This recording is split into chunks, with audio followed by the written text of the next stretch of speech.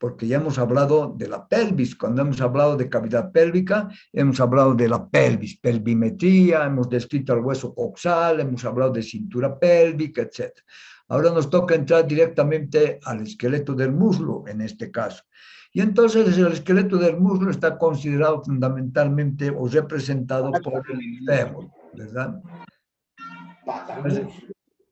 Representado por el fémur. El fémur es el hueso más largo que tiene el cuerpo humano.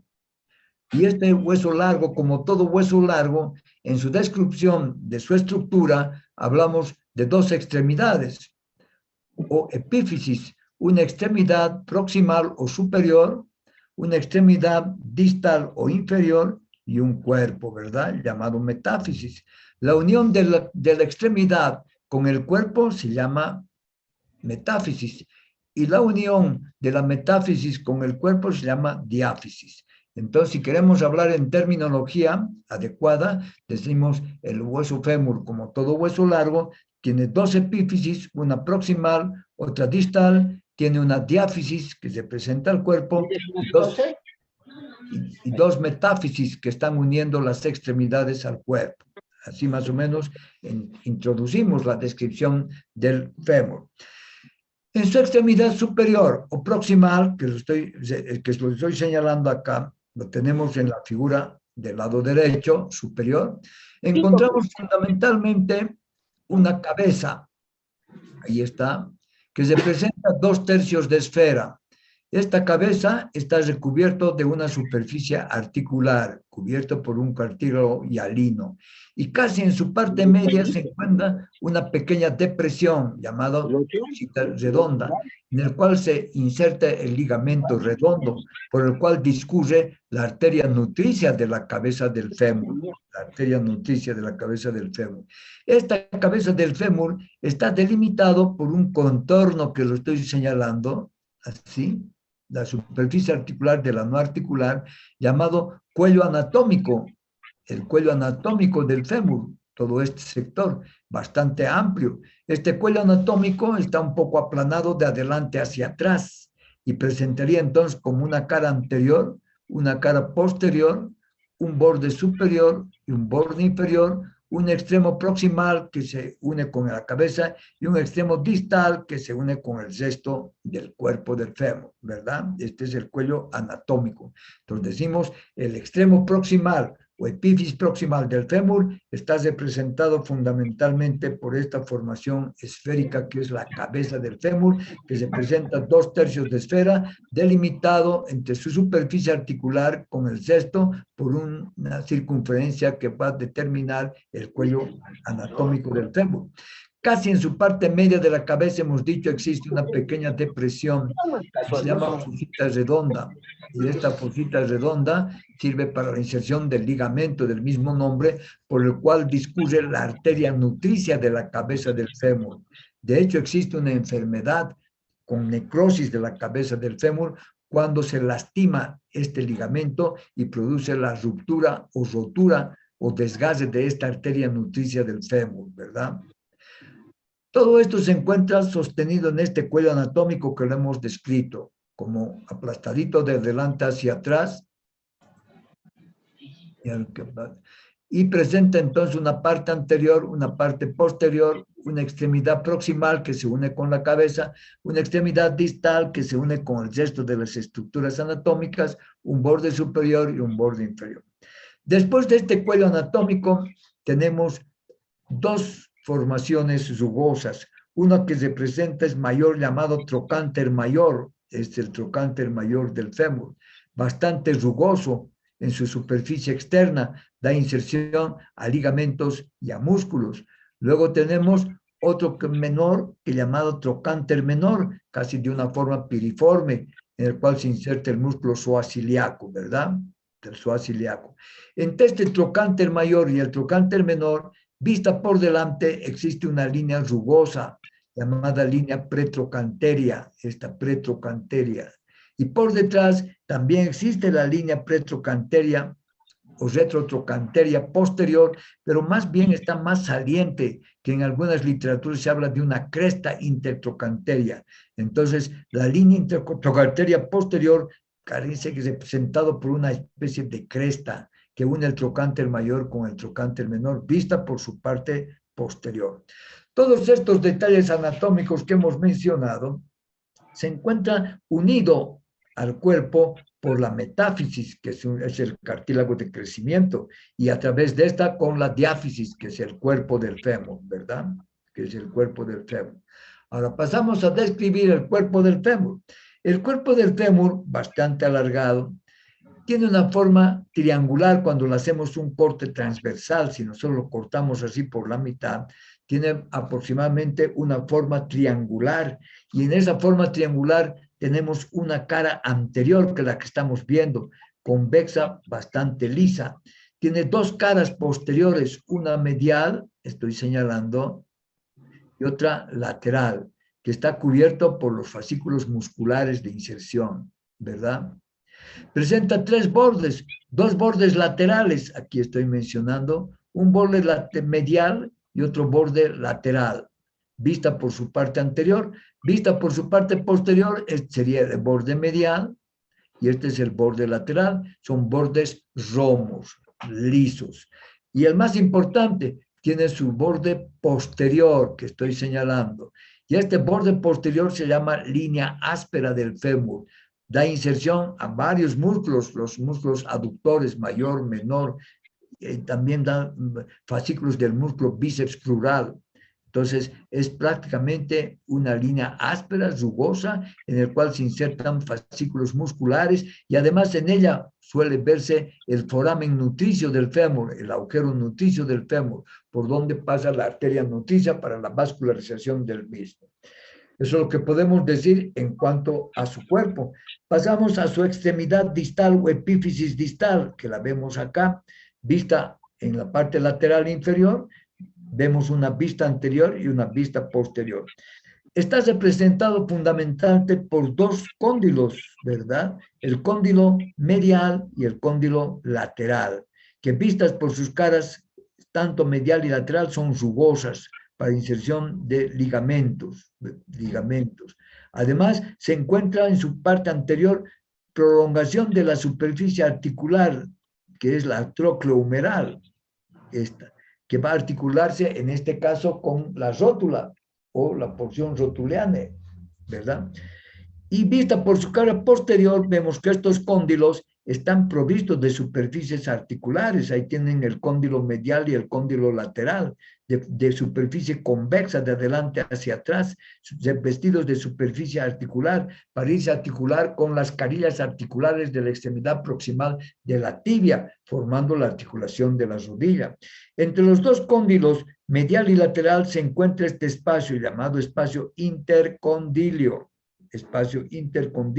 por el cual van a discurrir los ligamentos cruzados como ligamentos internos de la articulación de la rodilla. Bien, eso es lo que podemos nosotros describir en el fémur. Prácticamente les estoy recordando lo que ustedes ya han estudiado en biología, ¿verdad? En biología, en colegio, han llevado, les han dicho ya estas cosas. Lo que estamos haciendo es nada más recordarles y objetivizarles de una manera un poco más precisa. Pues, a manera de un resumen, decimos que el fémur es el hueso más largo del cuerpo humano, constituye el esqueleto del muslo y, como todo hueso largo, presenta una extremidad proximal, una extremidad distal y su cuerpo. En la extremidad proximal encontramos la cabeza del húmero con su superficie articular, el cuello anatómico, el trocánter mayor, trocánter menor, el cuello quirúrgico, la línea intertrocanteria anterior-posterior y una pequeña depresión en su cabeza, que es la fosita redonda, donde se inserta el ligamento del mismo nombre con la arteria nutricia de la cabeza del fémur. Su cuerpo presenta una cara anterior convexa lisa, presenta dos caras laterales, una medial y otra lateral, cubierto por los fascículos musculares, y entre sus bordes un borde lateral, un borde medial y el borde posterior, que es la línea áspera del fémur. Esta línea áspera del fémur hacia arriba a veces se divide en tres rugosidades para dar inserciones a músculos como el músculo pectíneo, el músculo glúteo mayor fundamentalmente, y además en plena línea áspera del fémur se insertan los músculos aductores y la porción corta del bíceps crural, y hacia abajo se divide en dos ramas que van a dar amplitud a la faceta que va a formar parte del hueco popliteo. En su extremidad inferior encontramos dos formaciones que son los cóndilos femorales, tanto medial como lateral. Estos cóndilos se encuentran separados por este espacio intercondilio vista por su parte posterior y hacia adelante forma la tróclea femoral, destinada a la articulación con las superficies articulares de la tibia para formar la articulación de la rodilla. Perfecto. Pasamos a otro hueso. Huesos de la pierna. Entre los huesos de la pierna tenemos fundamentalmente, o antes de los huesos de la pierna me estaba saltando, ¿verdad? La rótula, el hueso rotuliano, ahí está la rótula. Esta rótula tiene la forma triangular, de base superior y vértice inferior. Por ende encontramos una superficie anterior o externa bastante rugosa, ¿verdad? En la cual toman inserciones los ligamentos rotulianos y también la inserción del músculo tríceps o cuádriceps crural. Vista por su cara posterior, presenta dos superficies articulares, varice articular con la tróclea femoral, ¿verdad? Separadas por un pequeño levantamiento o crestita que está dividiendo estas dos caras, una medial y otra lateral. Su base bastante rugosa en el que toma inserción el ligamento rotuliano. Su vértice también rugoso en el que toma inserción el tendón del músculo tríceps crural o cuádriceps crural.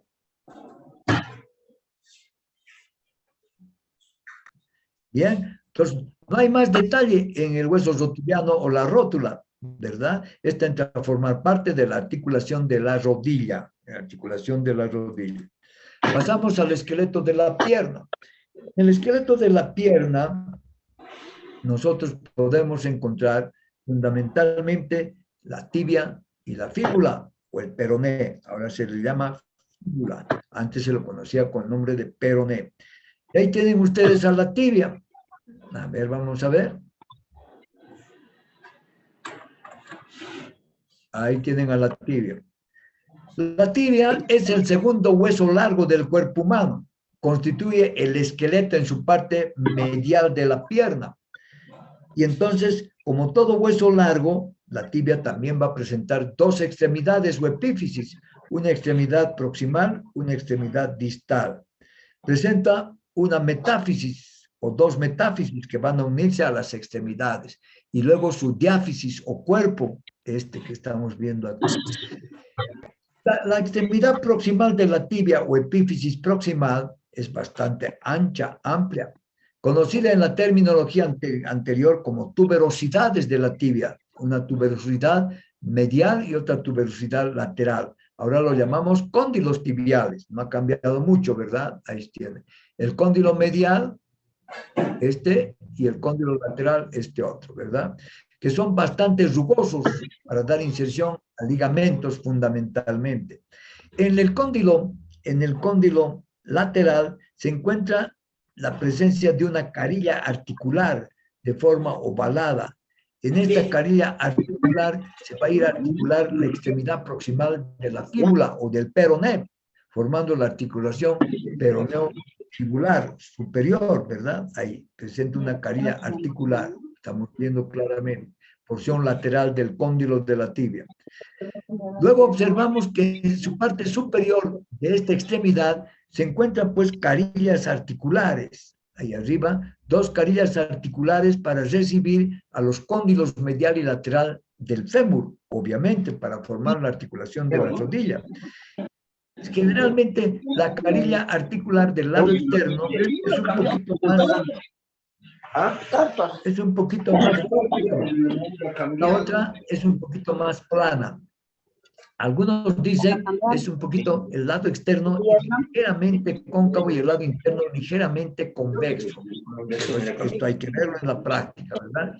Separadas antes ambas carillas articulares por esta formación que es llamado espina tibial o tubérculo tibial. Este tubérculo tibial está constituido a su vez por dos segmentos, un tubérculo lateral y un tubérculo medial, que van a dar inserción a los ligamentos cruzados de la articulación de la rodilla. Por delante, hay interferencia. ¿Quién anda hablando?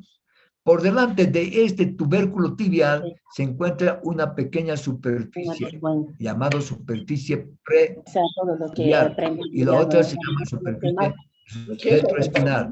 Una es preespinal y la otra es retroespinal, o pretuberculosa y la otra es retrotuberculosa. A ver, algún alumno que apague el volumen de su radio. Algún alumno está con su radio encendida y no está haciendo interferencia.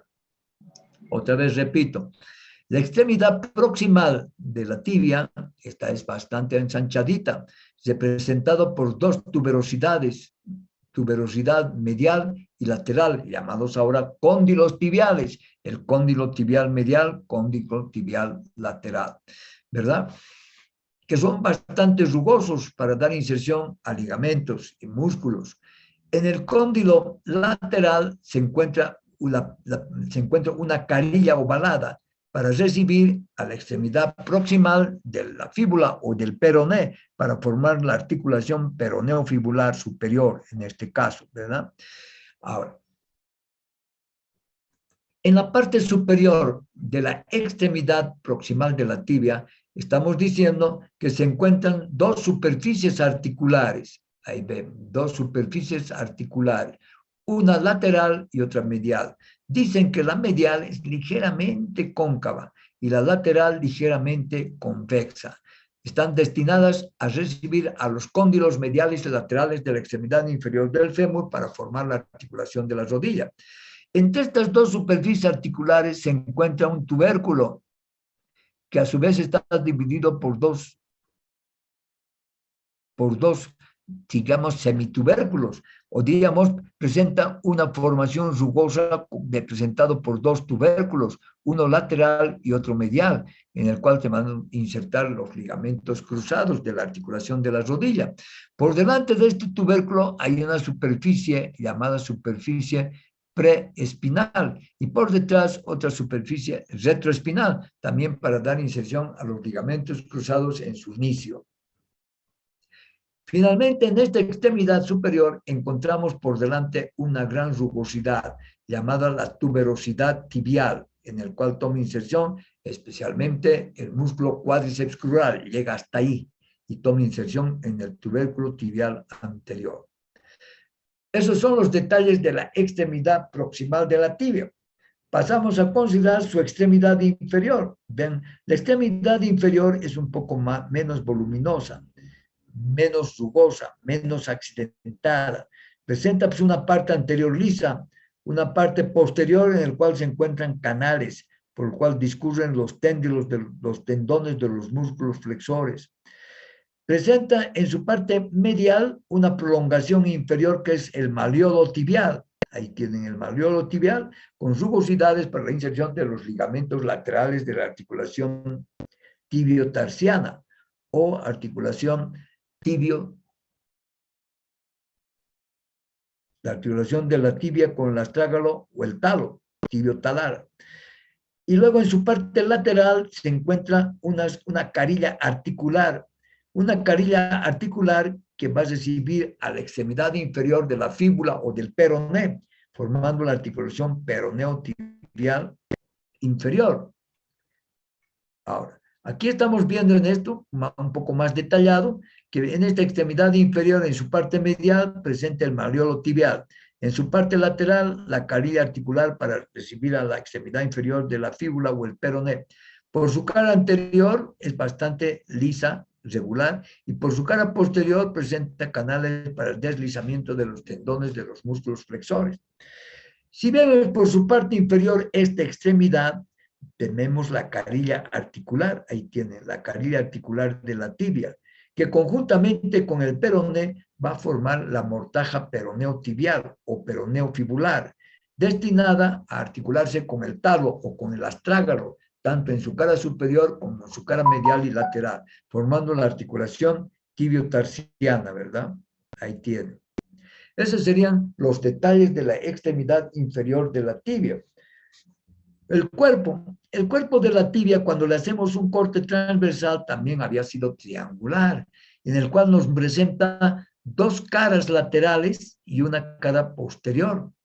Las caras laterales, ahí lo estamos viendo, una cara lateral, una cara lateral y una cara medial, que está cubierto por los fascículos musculares.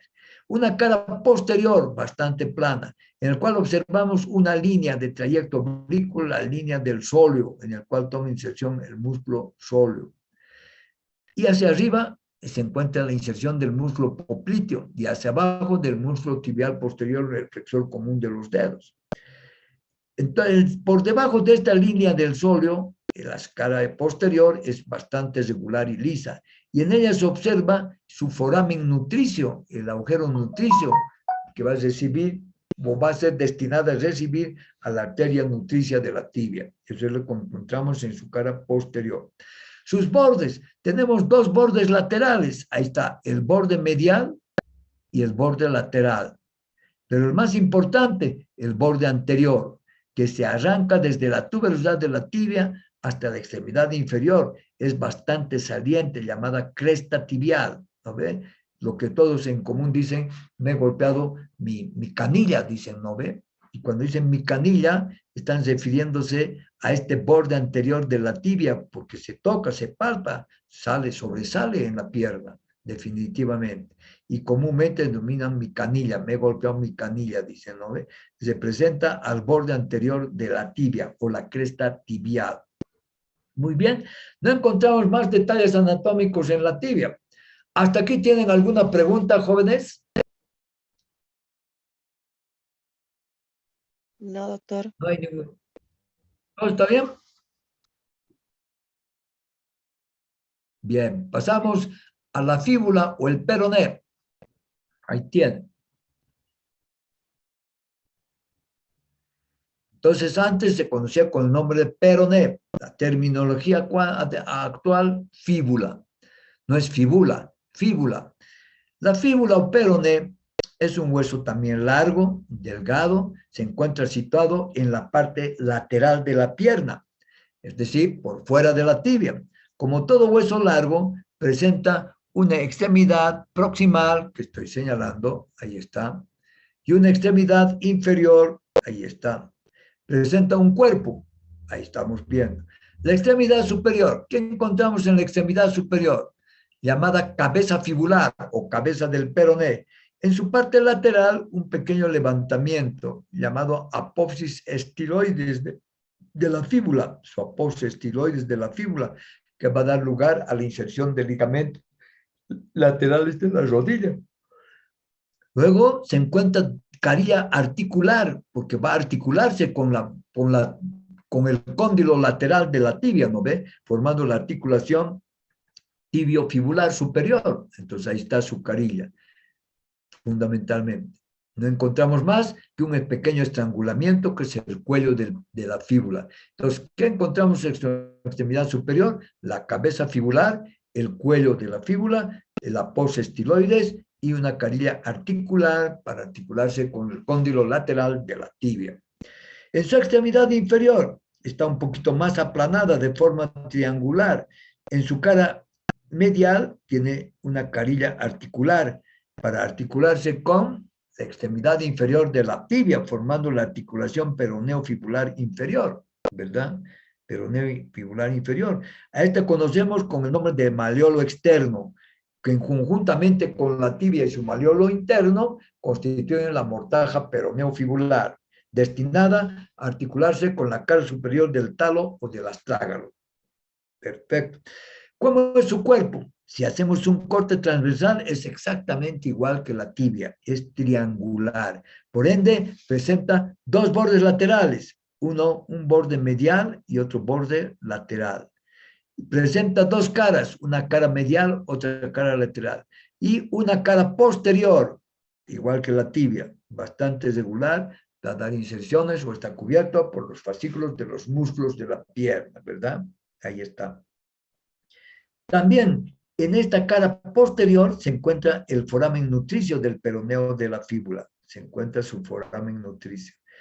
Con esto hemos terminado de describir pues, a la fíbula o al peroné. Es un poquito menos accidentado, es un poquito más sencillo en los detalles anatómicos y recordando decimos que el peroné en su extremidad proximal presenta la cabeza peroneal con su apósito estiloides destinado a incisiones ligamentosas, presenta el cuello que lo une al cuerpo y carillas articulares para recibir al cóndilo externo de la tibia.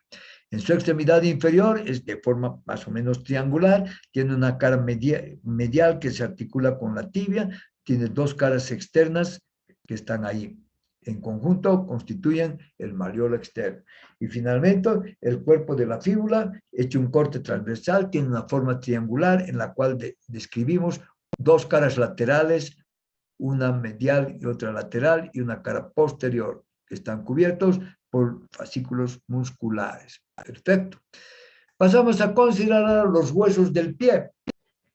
Entre los huesos del pie decimos que está constituido por 7 huesos del tarso, 5 huesos del metatarso y 14 del tarso y 14 huesos de los dedos o las falanges.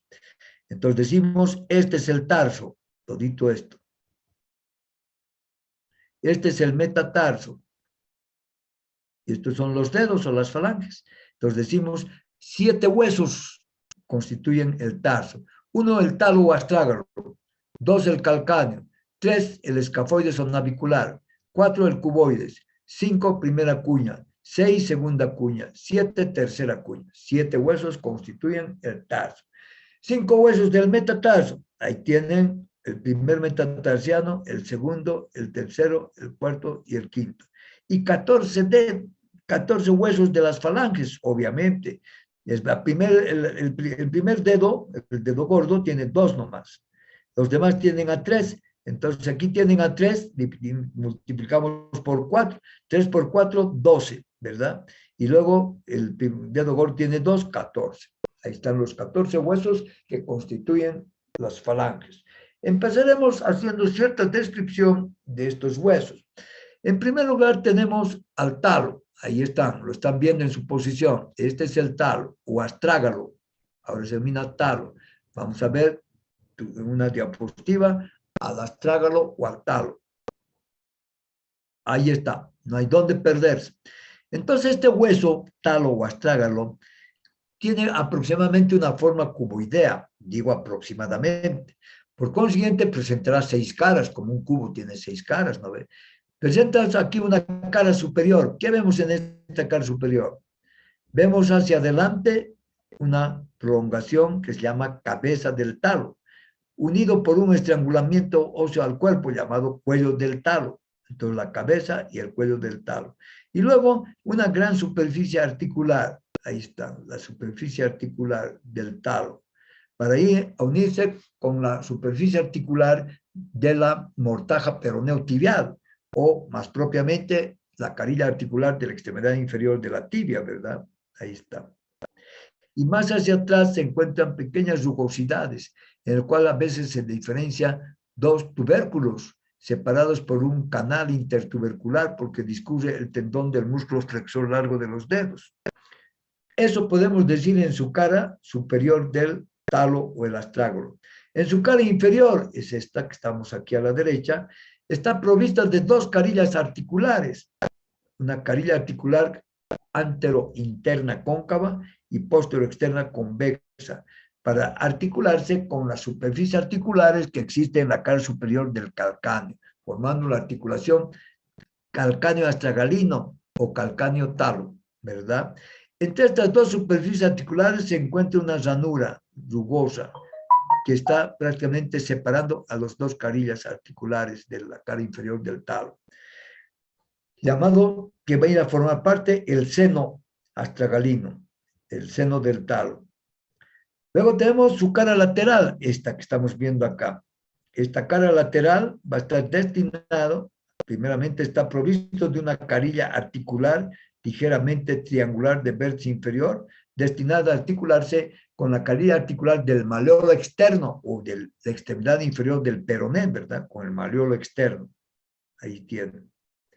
Luego tenemos su cara interna. La cara interna o medial es bastante pequeña, estrecha, tiene la forma de una coma, provista de carilla articular para articularse con el malleolo interno de la tibia. Ahí está. Luego tenemos su cara anterior, esta, que está prácticamente en la cabeza del talo y está provisto de una superficie articular para articularse con el hueso escafoideo o navicular. Y luego finalmente tenemos su cara posterior, que es bastante reducida, estrecha y rugosa. Hemos dicho separado por un canal intertubercular en los dos tubérculos. Por ese canal discurre, hemos dicho, el tendón del músculo flexor largo de los dedos. Listo. Esos son los detalles del talo o el astrágalo. Pasamos a considerar el calcáneo. Ahí tienen. El calcáneo es el hueso que está inmediatamente debajo del astrágalo o del talo, ¿verdad? En ella también vamos a describir 6 caras, porque tiene la forma de un paralelepípedo, y el paralelepípedo, que es como una caja de fósforo, también tiene 6 caras, muy parecido a la descripción de un cubo, no más que tiene otra configuración. Y entonces presenta una cara superior, esta que estoy señalando. Esta cara superior, por delante, tiene 2 carillas articulares. Ahí tiene una cóncava, la postero-externa, y una convexa, la postero-interna, destinada a ¿qué? Articularse con la cara inferior del talo, formando esta articulación talo-calcáneo, ¿verdad? Y entre ambas superficies articulares, hemos dicho, se encuentra una pequeña, así como canal, que juntamente con el talo va a formar el canal, el seno del tarso o el canal talo-calcáneo. Por detrás encontramos rugosidades. Es rugosa esta carilla para la inserción de ligamentos, fundamentalmente, ¿verdad? Ahora, luego en esta cara encontramos una prolongación medial que va a formar la apófisis menor del calcáneo o el talo, el sustentaculum talis, así también se llama, la apófisis menor del calcáneo, sustentaculum talis. Fíjense, aquí apoya gran cantidad del peso del cuerpo humano. Y hacia adelante la apófisis mayor del calcáneo, que está provista de una superficie articular para articularse con el cuboides, ¿verdad? Bien. Vamos a su cara inferior. Esta es la cara inferior del calcáneo, bastante rugoso.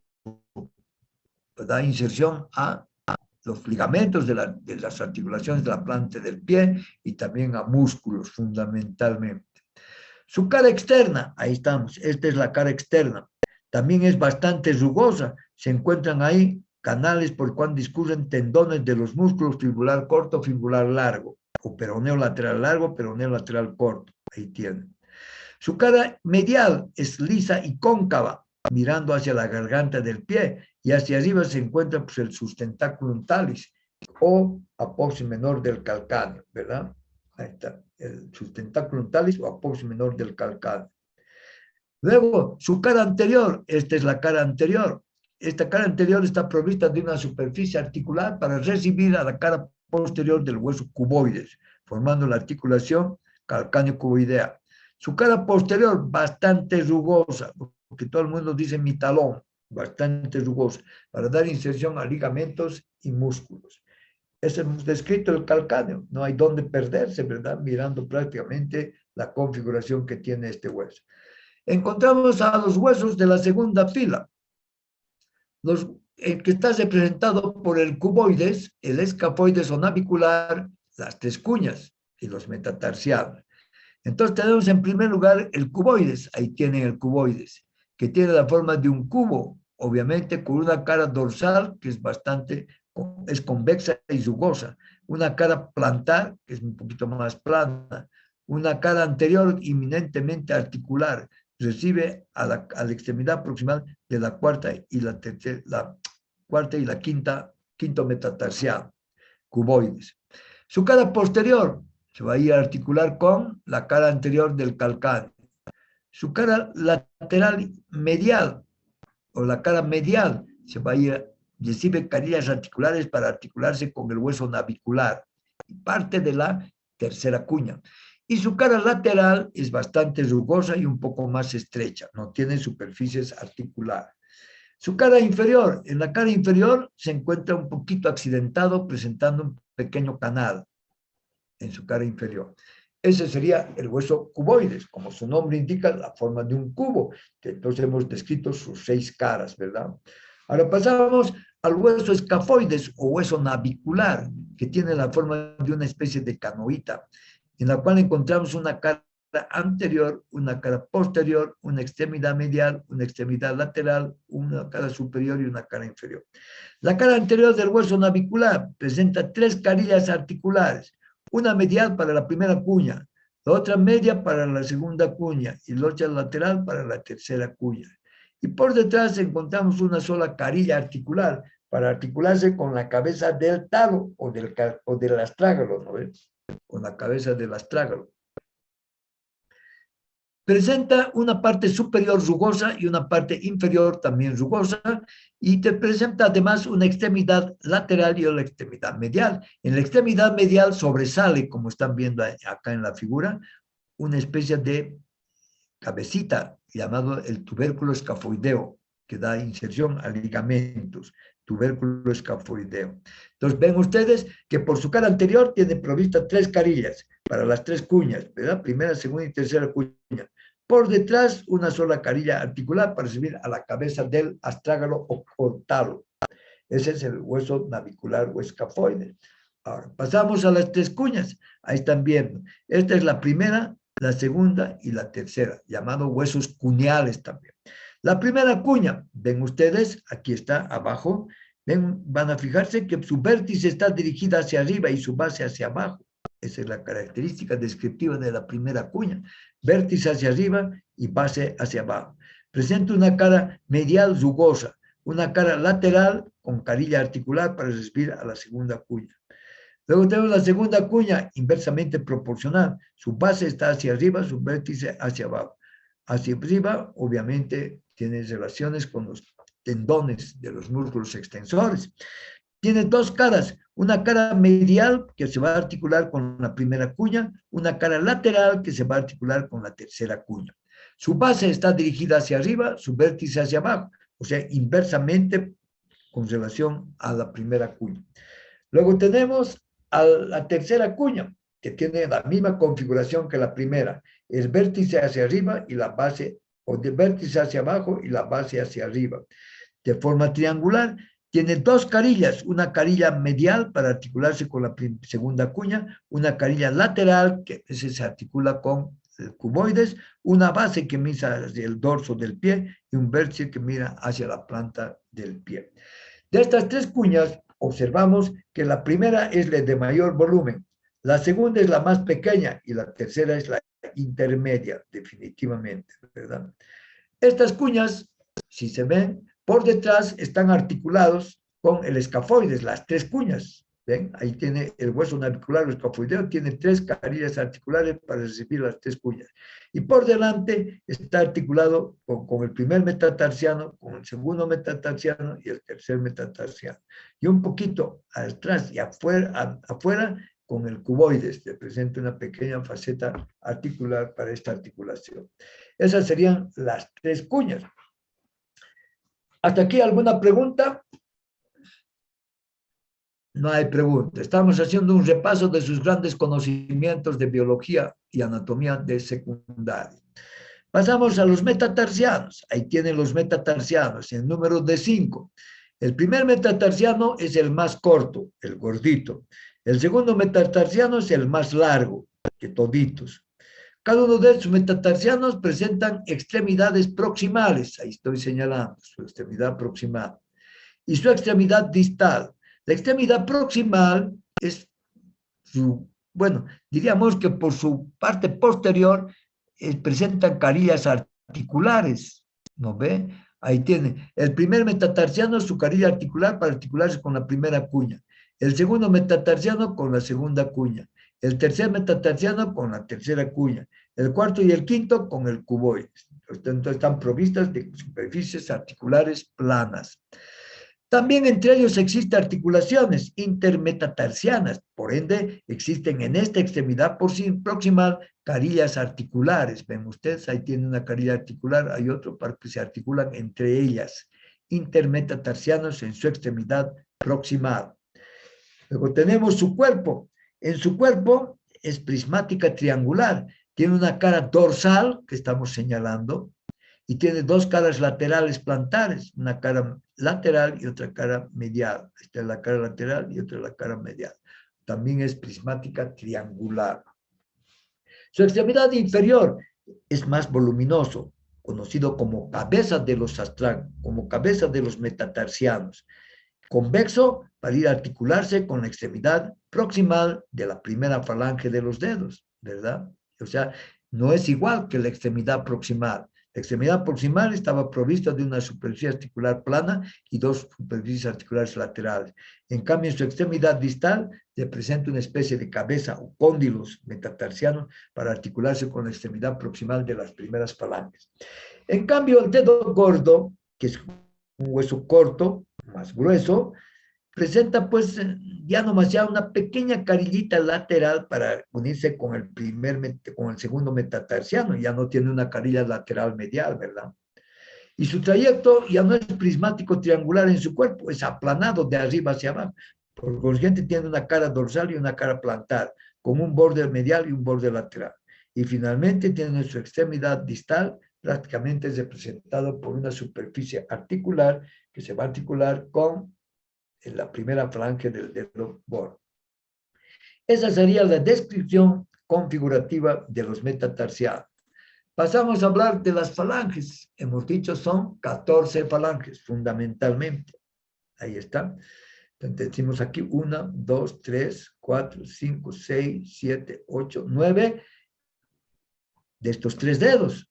Y de los otros dedos 3 ya son 12. Y del primer dedo gordo 2 ya son 14. Entonces en estos dedos de las falanges o el esqueleto de las falanges están pues estos huesos. El esqueleto de los dedos representado por las falanges. Nos habían enseñado en la escuela como falange, falangina y falangeta, ¿no ve? Falange, falangina y falangeta. Aquí ya nomás ya decimos primera falange, segunda falange, tercera falange de los dedos. Ya no decimos falange, falangina y falangeta. En cambio, en el dedo gordo tenemos solamente la primera y la segunda falange, ¿no? No hay... O mejor decimos la primera y la tercera falange, no hay segunda falange, ¿no? No hay segunda falange. En cuanto a su estructura, las falanges presentan también una extremidad proximal y una extremidad distal. La extremidad proximal va a presentar una carilla articular cóncava, porque se articula con la cabeza o el cóndilo de los metatarsianos, ¿verdad? Formando la articulación tarso-metatarsiana, o mejor, metatarso-falángica. Ahí está, es cóncava, porque la extremidad distal del metatarso es cabeza, es cóndilo, es redondo, ¿verdad? Luego tenemos su cuerpo, está aplanado de arriba hacia abajo, por consiguiente tiene una cara dorsal y una cara plantar, su cara dorsal, su cara plantar. Y dos bordes, un borde lateral y otro borde medial. Su extremidad inferior está provisto también de una carilla articular, pero esta carilla articular más o menos representa, tiene una especie de gargantita en su parte media, ahí, y dos carillas laterales. ¿Por qué? Porque la extremidad proximal de la segunda falange tiene una crestita en su parte media con dos carillas. Entonces esta crestita se mete a este pequeño canal. Entonces una trocleartrosis, como una carretita, ¿no ve? Trocleartrosis, porque sus únicos movimientos van a ser de flexión y extensión, nada más, no puede haber otro movimiento. Entonces, por eso, la extremidad inferior de la primera falange está provista de una carilla articular con un pequeño canal en su parte media para recibir a la extremidad proximal de la próxima falange.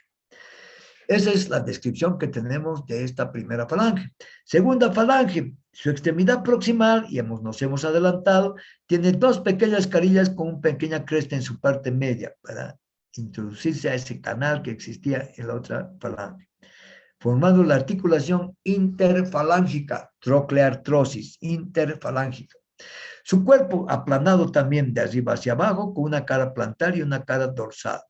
Dos bordes, medial y lateral. Su extremidad inferior, pues provista de una carilla articular también con una pequeña crestita en su parte media, formando otra trocleartrosis. La tercera falange, como ven acá, En su extremidad proximal presenta dos carillas articulares con una crestita al medio que se introduce hasta pequeña depresión del otro falange. También es una trocleartrosis, solo realiza movimientos de flexión y extensión, ¿verdad? Su cuerpito, bastante estrecho, rugoso, aplanado de arriba abajo, tiene una cara plantar y otra dorsal, dos bordes mediales y laterales, y su extremidad distal ya no tiene carilla articular, ¿con quién se va a articular? Es rugoso, está en relación íntima con el lecho unguial, relación íntima con el lecho unguial, el seno de las uñas prácticamente, ¿verdad? Con eso hemos terminado la descripción de la osteología del miembro inferior, que no ha sido más que un recuerdo de sus altos conocimientos de biología de la secundaria. Ahí en secundaria les han llevado. Yo tengo nietos y tengo sobrinos que están en su último curso, generalmente llevan en quinto y en sexto curso biología, y entonces no dejan de llevar anatomía, y al hablar de anatomía, hablan de osteología y describen también como estamos describiendo. Entonces les he hecho un recuerdo, tal vez un poquito más detallado, de las estructuras anatómicas que conforman cada uno de los huesos del esqueleto del miembro inferior, el fémur, la tibia, la fíbula peroné, el tarso con su astrágalo o talo, calcáneo, el cuboides, el escafoides o hueso navicular, las tres cuñas, primera, segunda, tercera cuneal, los metatarsos, primero, segundo, tercero, cuarto, quinto metatarsiano, y los huesos de los dedos o las falanges, primera, segunda y tercera falange jóvenes. ¿Hasta aquí alguna pregunta?